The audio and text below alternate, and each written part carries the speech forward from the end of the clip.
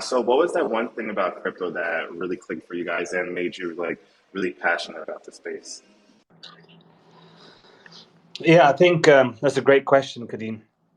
And really, I think coming from a TradFi systems investment banking background, also in private banking, I sort of found it quite difficult sometimes to, although there's very much positives in delivering programs in that environment or technology within that environment, but it was very difficult to pivot sometimes and make changes to the direction that you want to go in.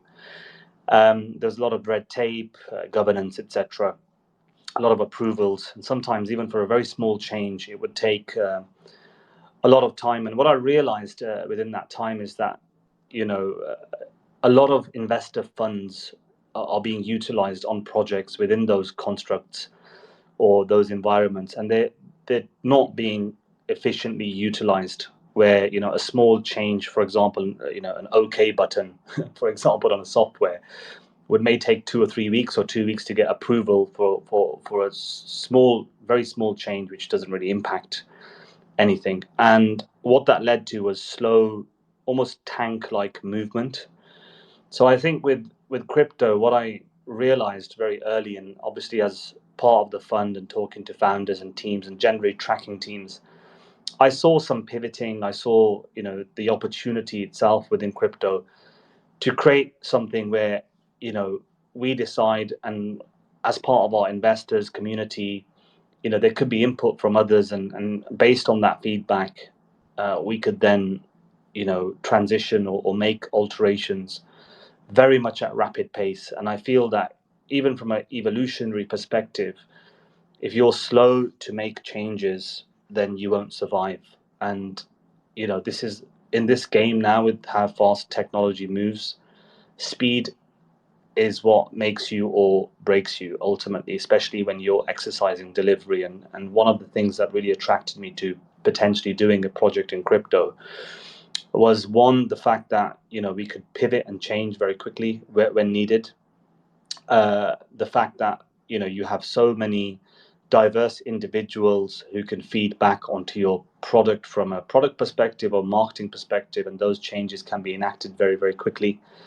And then thirdly, just generally DeFi. I think working and structuring products within private banking, I saw how only elite level investors often get access to certain types of deals. One very simple example is pre-IPO deals, or even structured certain types of structured products or lending facilities, which you would never get even if you are a high net worth retail in banker at a normal retail bank. So I think DeFi unlocks these opportunities for the common investor to get involved in very cool and innovative strategies that are not available in TradFi.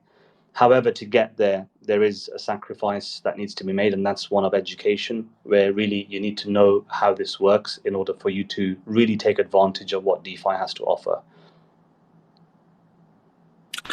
So from my side, I think it has something to do with my artistic background. I forgot to mention it during my intro. I'm also a classical pianist, a professional one based in the US on the side. And I think music is a set of complex algorithms, beautiful yet simple. And for me, when I ventured into blockchain and crypto and started researching the various systems, I was really inspired, I guess, initially by Chainlink, how beautiful and simple these systems are, yet they can become very complex. And I think from my side, I really understood and grasped the idea that I could be designing these beautiful, simple, yet complex systems sooner or later. And this is really what drew me into Entangle on my end. Nice. So yeah, I think this is a great transition into kind of hearing more about what Entangle does. Like, how was it started? What's the story behind Entangle?